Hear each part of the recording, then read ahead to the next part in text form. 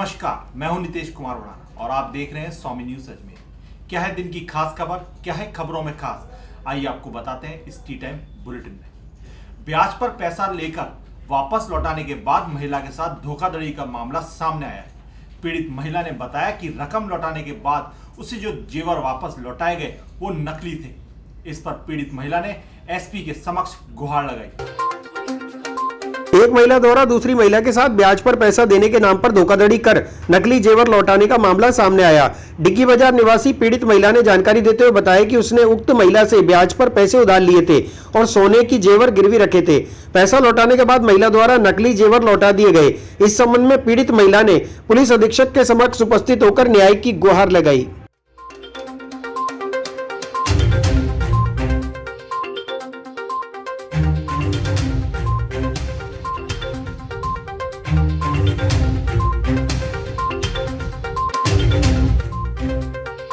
हेमा नाम की है, कोई जैन आंटी है। मेरे बच्चे का जब ऑपरेशन हुआ इसी साल में हुआ, अभी 9 तारीख आने वाली है। आज कितनी है, 6-7 होगी। तो यही समय था। तो मैंने 1 महीना पहले ऑपरेशन करवाया मेरा खुद का ही। तो कहीं जा नहीं पाई मैं। मेरे है वैसे तो कम ब्याज वाले भी, लेकिन मैंने कहा पास के पास में इतनी दूर कहाँ भटकेंगे, अपने को अर्जेंट है। मेरा बच्चा अभी 7 तारीख को भर्ती हुआ था, 9 तारीख को उसका ऑपरेशन था। मैं गई थी। वो तो बोले भाई फाइल चार्ज लगेगा, ये ब्याज है और देख लेना तो 6 महीने में छुड़ाए तो ठीक है, वरना तेरी चीज़ आई गई है। तो मैं 6 महीने की जगह 2 महीने ज़्यादा निकल गए। तो मैंने कहा ब्याज तो मैं महीने का महीने जैसे कैसे करके और भर रही थी। 3000 रुपये ब्याज देते। 5 मादड़े है सर, 5 मादड़े है। ये मेरे पास ही है, अभी नकली है। करीबन होगा 14-15 ग्राम में से, मतलब 11 ग्राम के 1.25 तोला बोल 30,000 लिए थे। तो 30 के मेरे को 26 दिए उसने। 4,000 काट के, 1,000 फाइल चार्ज, 3,000 ब्याज काट के 8 महीने भरे सर। वापिस लौटाए उसने खुद नहीं आगो के फ़ोन करा, बोला 6 महीना हो गया, तू चलो मेरे घर की जैसे ये पड़ोस में ही रहती है तो चलते रहा। 2 महीने माफ़ किया, लेकिन तू तेरी चीज़ छुड़ा के ले जा। मैंने भी कहा है ही ऐसी है तो पता नहीं भाई खा जाए।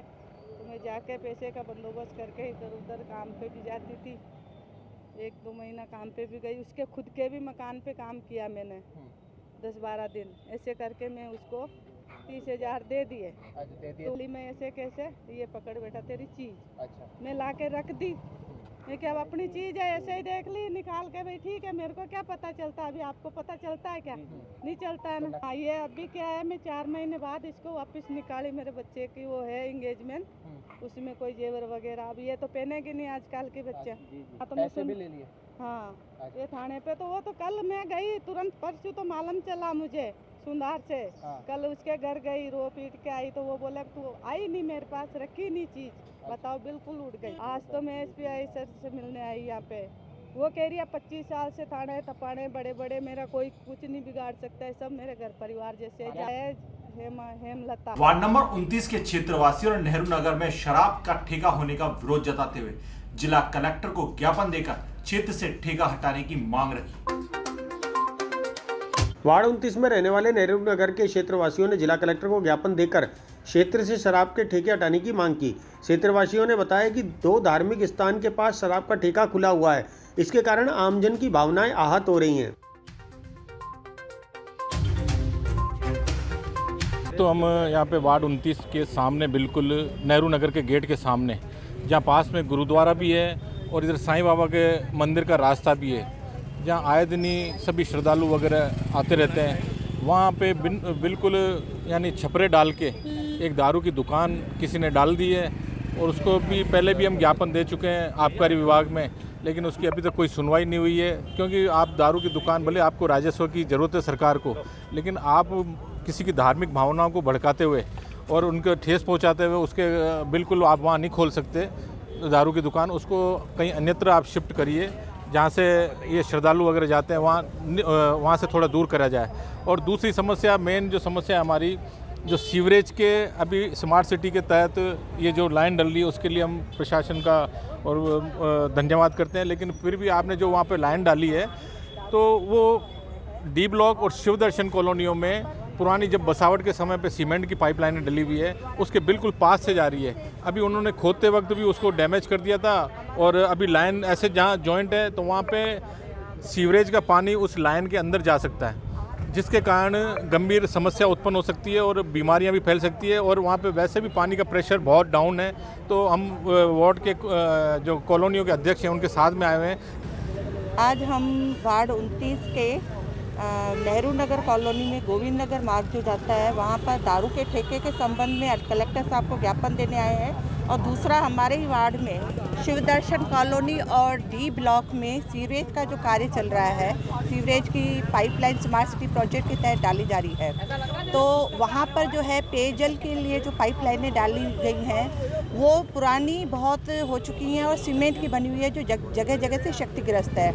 तो बाद में आगे चल करके जब सीवरेज की लाइन अगर सीमेंट की लाइन के पास से निकल के जा रही है और वहीं सेफ्टी टैंकों से उनको डायरेक्ट कनेक्ट किया जा रहा है, तो आगे चलकर ये चौक होने की प्रॉब्लम आ सकती है। और सीमेंट की पाइपलाइन होने की वजह से पानी दोनों मिक्स होने की वजह से बहुत ही गंभीर बीमारी फैलने का वहाँ पर डर बना रहेगा। जवाहरलाल नेहरू अस्पताल के नर्सिंग कर्मियों ने कार्यालय कर्मियों पर आरोप लगाते हुए कलेक्टर को ज्ञापन दिया। ज्ञापन में नर्सिंग कर्मियों ने कार्यालय कर्मियों के खिलाफ कार्रवाई की मांग की। जेएलएन अस्पताल के नर्सिंग कर्मियों पर कार्यालय कर्मियों ने आरोप लगाते हुए कल एक दिन का बहिष्कार किया था। इसी के विरोध में नर्सेज कर्मचारियों ने कार्यालय कर्मियों पर अभद्रता का आरोप लगाया और रिलीव ऑर्डर उपलब्ध नहीं कराने की बात भी कही। इस संबंध में नर्सिंग कर्मचारियों ने कलेक्टर को ज्ञापन देकर कार्रवाई करने की मांग की। चिकित्सा स्वास्थ्य विभाग के आदेश के द्वारा रिलीव होने के लिए मेडिकल कॉलेज पहुंचे।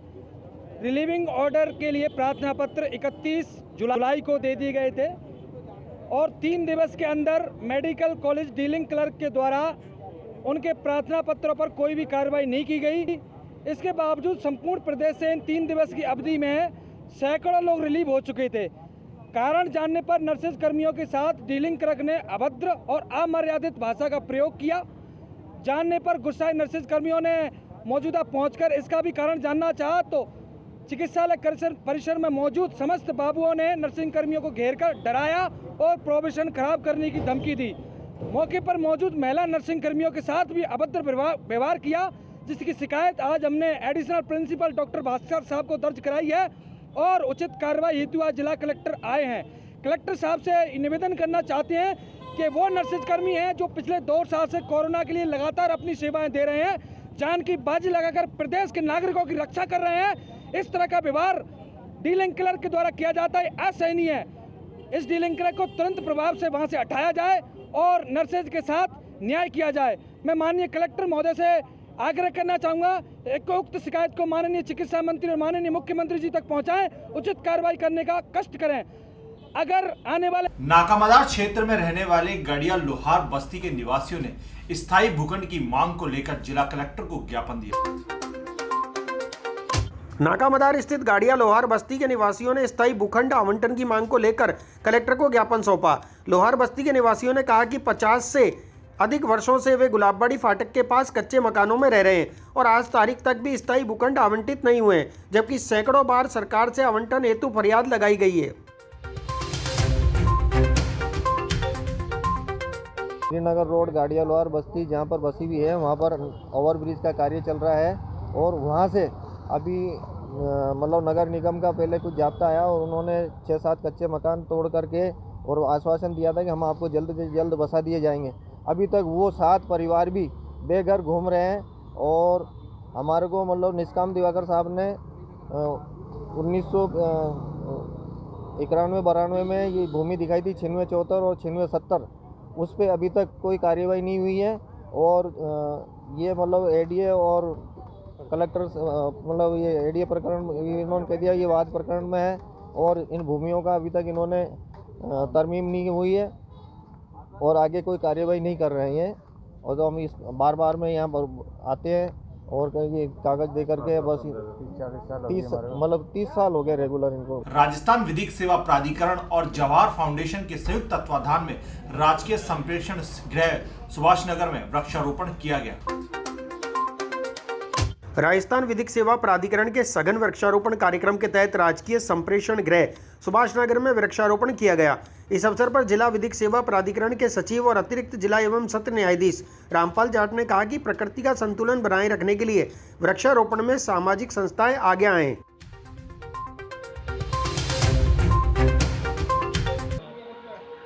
जवाहर फाउंडेशन की ओर से उपलब्ध कराए गए पौधों को आज इस बाल संप्रेषण गृह के जो परिसर है इसमें विधिक सेवा प्राधिकरण की ओर से मैं प्रतिनिधित्व के रूप में उपस्थित हुआ हूँ।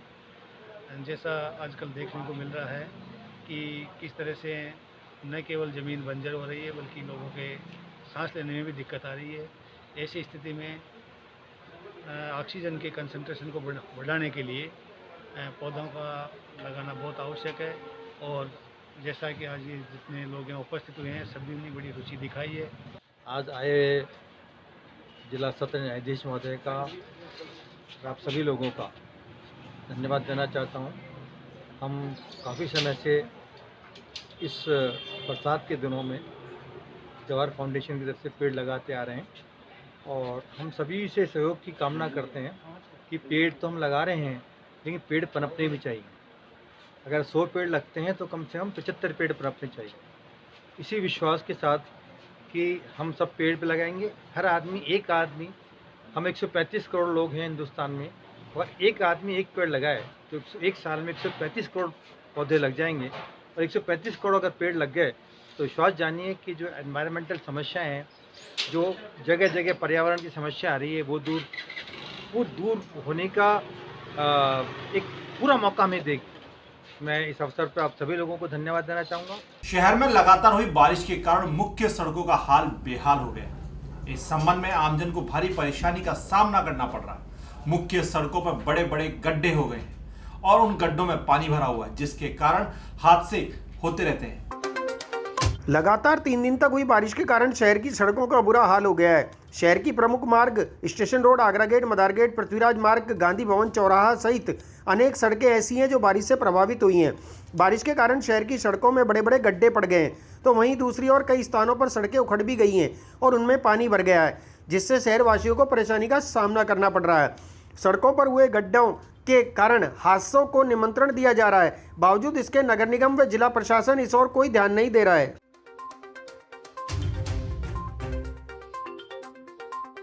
सड़कों पे हाल इतना ख़राब है, आप देख ही रहो। मैं मेन स्टेशन रोड पे खड़ा हूँ अभी। गाड़ी घोड़ों का इतना बुरा हाल है, रोज़ की मेंटेनेंस सारी गाड़ियों में, एक्सीडेंट हो रहे रोज़।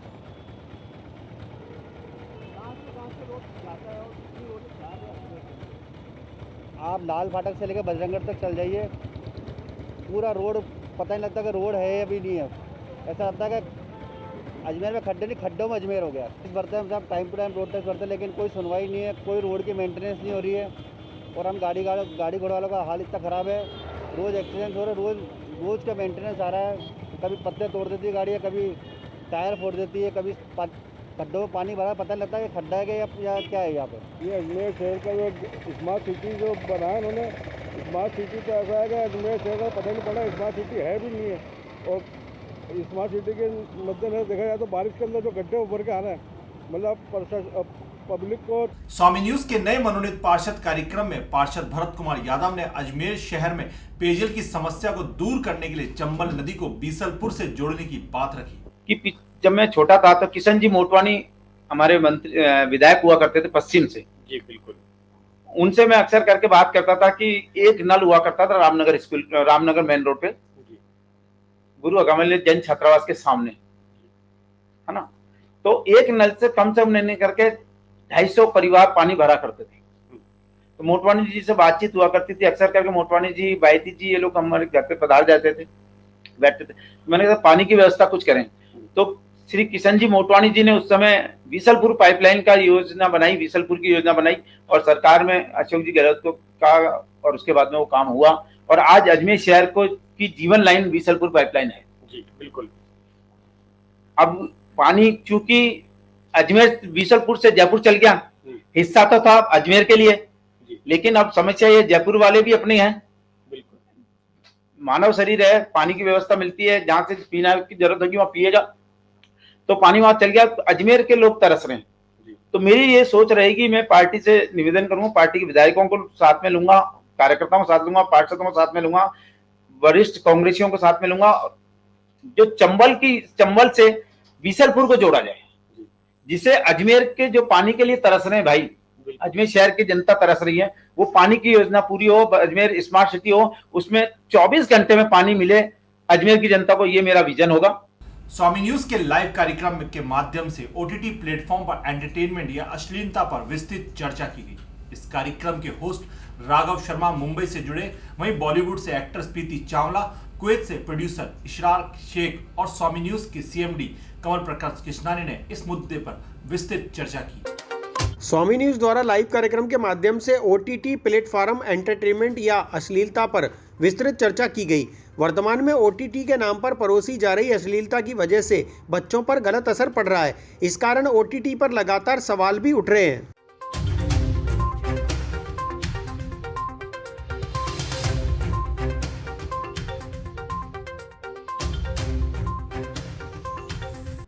कोरोना काल है, ये जो सिचुएशन है, इस सिचुएशन में सब कुछ बंद कर दिया गया है, कुछ भी नहीं है, बाहर नहीं जा सकते, नहीं कर सकते। तो मेरे ख्याल से this is the right time कि जब हम अपनी भारतीय संस्कृति और भारत से जुड़े और जितनी चीजें होती हैं जो एक्चुअल में बच्चों को सीखनी चाहिए, वो बहुत अच्छा टाइम है ये सब चीजें सिखाने का, मेरे ख्याल से, मुझे ऐसा लगता है। और दूसरा ये है कि बच्चों पे इस चीज का क्या इफेक्ट पड़ेगा, या ये ओटीटी प्लेटफॉर्म पे जो भी चीजें दिखाई जा रही हैं, इन सब चीजों का बच्चों पे क्या इफेक्ट पड़ेगा। तो यकीनन इफेक्ट पड़ेगा इन चीजों का, क्योंकि सब चीजें ऑनलाइन हो गई हैं। जहां तक पहुंचने के लिए अगर हम लोग अपने टाइम की बात करें तो हमारे टाइम में हमें स्कूल में मोबाइल अलाउड भी नहीं था, टीचर्स कहा करती थी फोन अलाउड नहीं है। यहाँ भी उल्टा हो गया कि फोन के बिना अलाउड नहीं है। तो इन सब चीजों से नहीं कि समय थोड़ा बदलता हुआ दिखाई दे रहा है और चीजें थोड़ी सी चेंज होती हुई नजर आ रही हैं। तो मेरे ख्याल से इसका इफेक्ट डेफिनेटली बच्चों पे पड़ेगा। ग्लैमर को पॉर्न से जोड़ा जा रहा है, इनको दिखाया जा रहा है। तो क्या और मैं एक चीज बताना चाहूंगी जो मैं बहुत बार अपने इंटरव्यूज में बोलती हूँ, बिकॉज राखी मेरी बहुत अच्छी दोस्त है और उसकी वजह से मैं कहीं ना कहीं कंट्रोवर्सी में बनी रहती हूँ। तो इसका एक बहुत बड़ा रीजन ये है कि देखिए, जिस तरीके से एक पुलिस इंस्पेक्टर है या एक डॉक्टर है, वो अपने व्हाइट कोट के बिना इनकम्प्लीट है, और पुलिस ऑफिसर अपनी वर्दी है जो उसके बिना इनकम्प्लीट है, तो इसी तरीके से ग्लैमर इंडस्ट्री है ना, ग्लैमर के बिना इनकम्प्लीट है। बट इसका मतलब ये नहीं कि जैसे मान लो अगर कोई पुलिस की वर्दी में कोई धोखाधड़ी करे तो हम उसे क्या बोलेंगे, राइट? इसी तरीके से ग्लैमर का नाम लेके अगर उस चीज के लिए लगातार चल रहे चालियों महोत्सव के अवसर पर जतोई दरबार में भगवान झूलेलाल की आरती कर भक्तों ने पुण्य लाभ प्राप्त किया। चालीहो महोत्सव लगातार जारी है। इस अवसर पर भक्तों द्वारा भगवान झूलेलाल की पूजा अर्चना कर भक्ति की जा रही है। इसी क्रम के तहत जतोई दरबार में चालीहो महोत्सव के 21वें दिन के अवसर पर भक्तों ने भगवान झूलेलाल की आरती कर आशीर्वाद प्राप्त किया।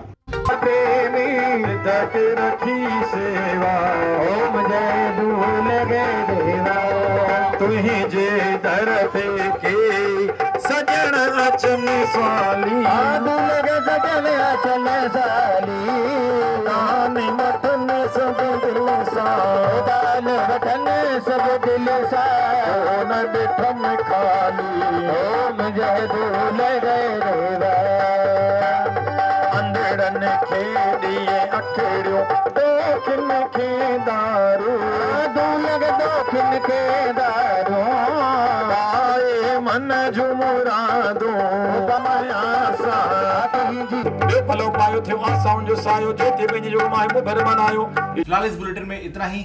जाने से पहले एक बार आपसे फिर अपील कि स्वामी न्यूज के यूट्यूब चैनल स्वामी न्यूज अजमेर और स्वामी न्यूज के फेसबुक पेज स्वामी न्यूज अजमेर को लाइक, शेयर, फॉलो और सब्सक्राइब करें। नमस्कार।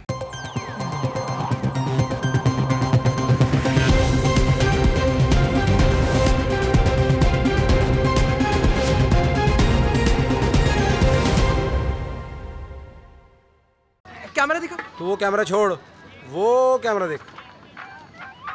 ओए ऊपर वाला सब देख रहा है। Sorry sister. Sorry sister. चलो brother. CP Plus HD security cameras, ऊपर वाला सब देख रहा है। फिनिश। कमला कमला कमला वो देख, ऊपर वाला सब देख रहा है। सोनू खाएगा। CP Plus HD security cameras. नानी तेरी मोरनी को मोर ले गए, जो बचा था काले चोर ले गए। जंगलियों, जंगल में मोर नाचा, सबने देखा, वो देखो CP Plus। ऊपर वाले को अंधेरे में भी सब कुछ दिखता है। Night vision. सॉरी, अब नो मोर चोरी। Okay. CP Plus intelligent security systems, be careful क्योंकि ऊपर वाला सब देख रहा है।